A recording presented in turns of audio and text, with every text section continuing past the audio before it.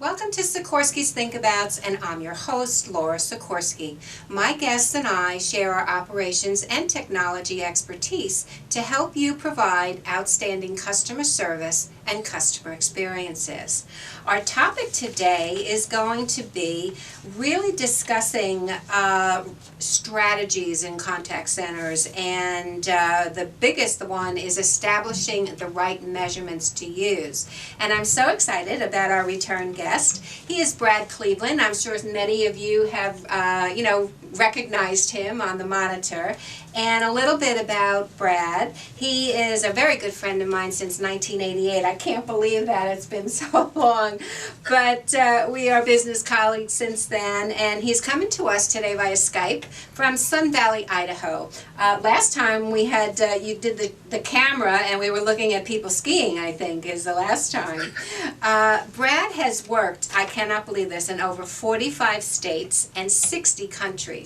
His clients are probably in the thousands at this point, but and I'm just going to do the first few that I know of, and that's American Express, Apple, Coca-Cola, USAA, and of course HP. He's written 8 books, but the book I like the best is this one. It's the 3rd edition of Call Center Management on Fast Forward.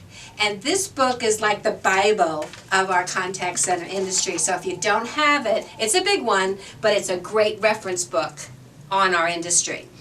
He has appeared in different media ranging from the Wall Street Journal to the New York Times. He's spoken on NPR and of course has written articles in the in-flight programs for many of our airlines.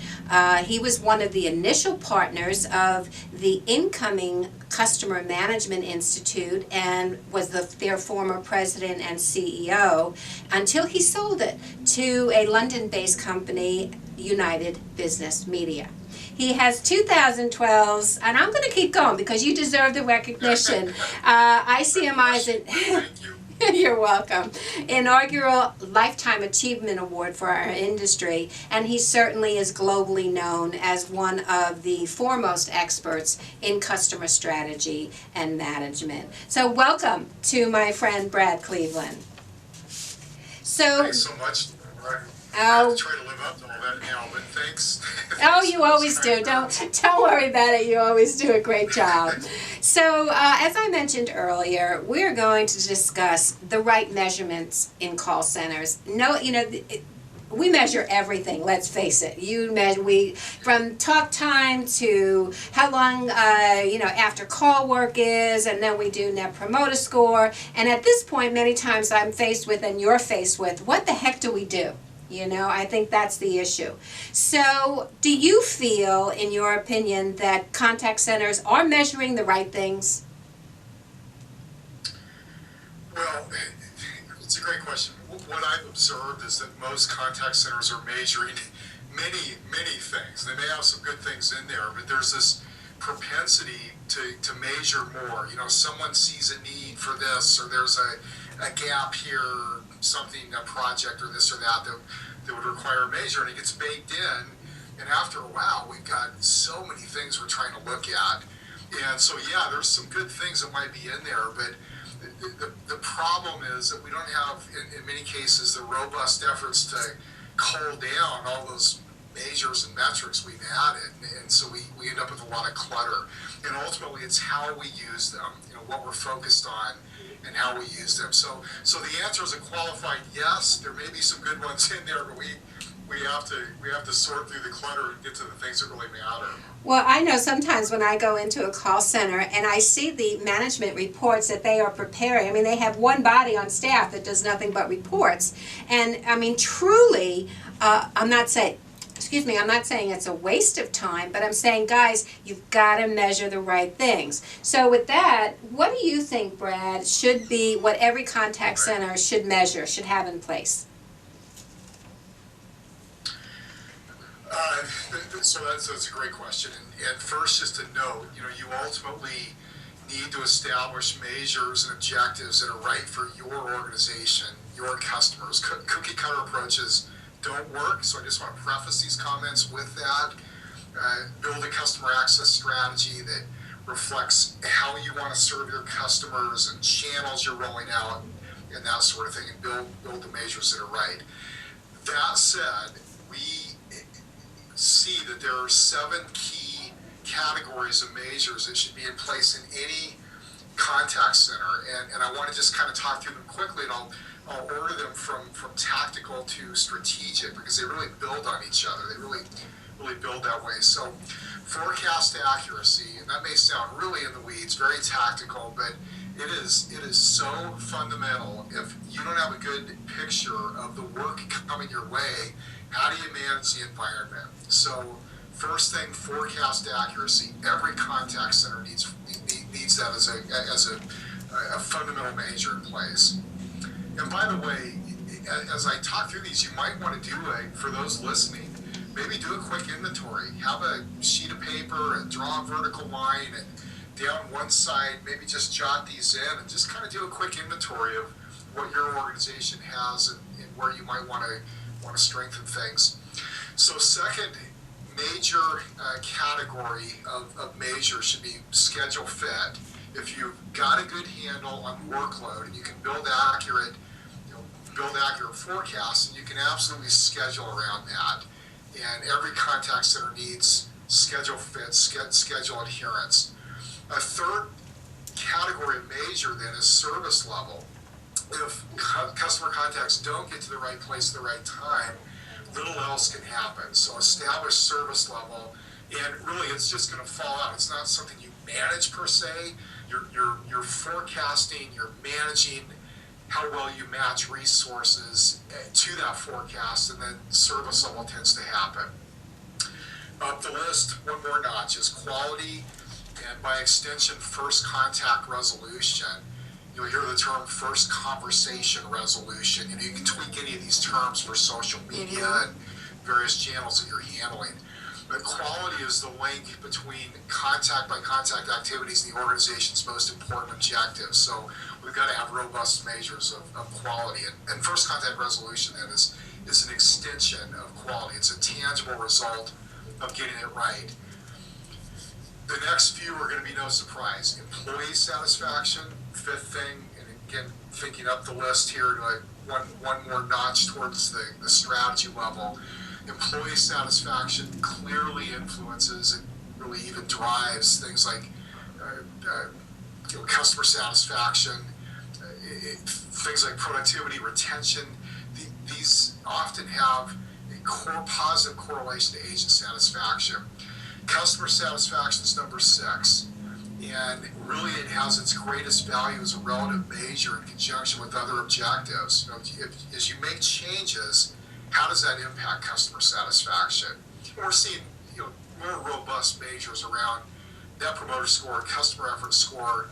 You can take customer satisfaction and put a more powerful lens on it, but have a baseline. And finally, strategic value. What does the contact center contribute to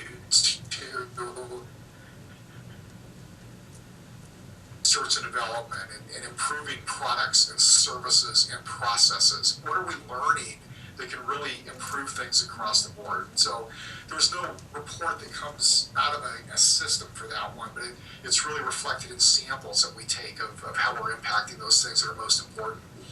Other measures should be driven by your specific objectives. If you're a sales environment, you're going to look at revenue. If you're tech support, you're probably going to look at call prevention. Okay, Brad. Every contact center should have those 7 categories in place. Brad, if I can interrupt, we're going to take a short break. We also need to double check our internet connection. You see our audience, it just popped up on the screen. But I will recap when we come back after the break about the 7 measurements that you should have. See you in a few minutes.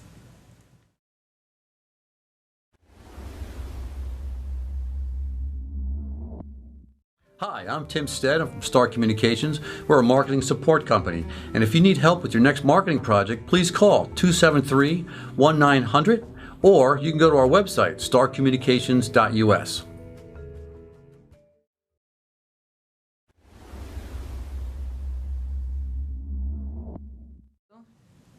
Welcome back to Sikorski's Thinkabouts, and joining me this morning is Brad Cleveland from Sun Valley, Idaho.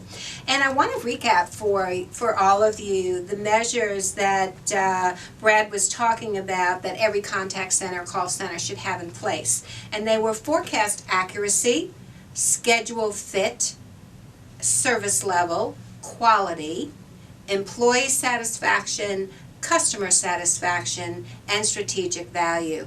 And I'm sure many of you saw that we had an internet problem and a connection problem. So Brad, if you could just review strategic value again as a measure. Yeah, you bet. So strategic value, the further you go towards strategy, the less likely you're going to have reports just come out of a system. So strategic value is really samples that we're taking on the impact that we're having on, or how are we helping improve products and services and processes? What are we learning in the course of handling these interactions that we could use across the broader organization? That's what we're really talking about. Perfect. And that's a great, it isn't very important. What are you learning from monitoring? What are you learning about your business operation that needs to improve? So with that, we have another question for Brad. I assume that you can run into same issues when interpreting specific operational reports, like service level or that forecast accuracy you mentioned. What is that interpretation issue? Well, when we're looking at operational reports, it's very important to understand the time frame. So if we average across too large a period of time, service level, for example, we may have customers languishing in queue in the morning, so we keep agents sitting there waiting for contacts in the afternoon when the workload slows down and every call gets right through, and you report an average, and it looks great. It looks like you found a perfect balance, but Right.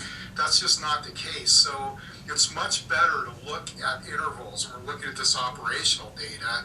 What percent of the time were we within, plus or minus X% of our objective, and then maybe plus 5%, plus 10%, plus 15%, minus 5, minus 10, minus 15. When we're looking at more strategic measures, we've really got to understand where that data comes from, how we're taking samples, and how we're using it. So interpretation's key. There's that old saying that what gets measured gets managed, and that's really an oversimplification. But, and many of you out there use averages, and people say to me, look how good I did today. And I'll say, yeah, but look at what happened between 10 and 11. Look at what happened between 3 and 4. You're not scheduling correctly. And, I get a kind of a blank scare, but they say, well, management likes to see averages. And I say, well, yes, management can do that, but you're in charge of operating a successful center and using your people correctly. So, folks out there, you really need to look at your how you are measuring. Another question, it's hot today. Everybody's talking about Net Promoter Score and customer effort. What's your thoughts on these two? So I feel like this whole discussion's a little bit like having a discussion on investing. The big question is, are you investing in good times and maybe rocky times? Are you staying with it? So the parallel is, do you have one of these measures in place? Customer sat, Net Promoter Score, customer effort. Do you have something as a baseline? Start there. Now, beyond that, we can get more specific. I like customer effort. I think the work that's going into that measure and the research around it is really illustrating that it's a good predictor of customer loyalty. The advantage of Net Promoter Score, and I like it as well, is there's such a large body of research out there that you can compare yourself to others in your sector and in other sectors and see how you're doing. So we're not seeing most leading organizations just completely leave Net Promoter Score behind for customer effort score or something along those lines. We're seeing efforts to put them side by side and say what's really indicative of our customers' perception on our service and what's really helping us make improvements. Well, and I was reading an article recently, and they talked about customer advocacy, and I equate that to customer effort, and particularly having a customer with you on your board, asking them questions about how they perceive a new product or a new policy or a new service. And I always stress you got to think like a customer. And so if you are really measuring that customer effort, have the customer there and talk to them about it, because powers in the ivory tower always make believe. They think, oh, we know what they want, we know what customers want, and then they just kind of totally miss the mark. And with that, the end result, you got to make sure you're measuring the right things. However, what are the business results that companies should be after they get all these measurements? Well, that's really the most probably important question so far. What are we really trying to accomplish? Think of things like brand reputation and trust, market share, of course, revenue and profitability and innovation, those things that really reflect the larger things that we want to have happen as an organization. That's ultimately what these things ought to roll up to. Are we making a difference with those things? Well, and I totally agree. And as part of our end discussion, or our think-abouts, if you will, what do you suggest that our audience, maybe suggest 2 think-abouts of our discussion that folks can use right away? What should they do right after listening to our show this morning? Take an inventory of those 7 categories and make sure you've got all of those in place. And then take an inventory of what you can eliminate, at least the information that's reported that may be glazing everybody over because there's just too much there. See if you can really clean house and get down to those things that matter the most.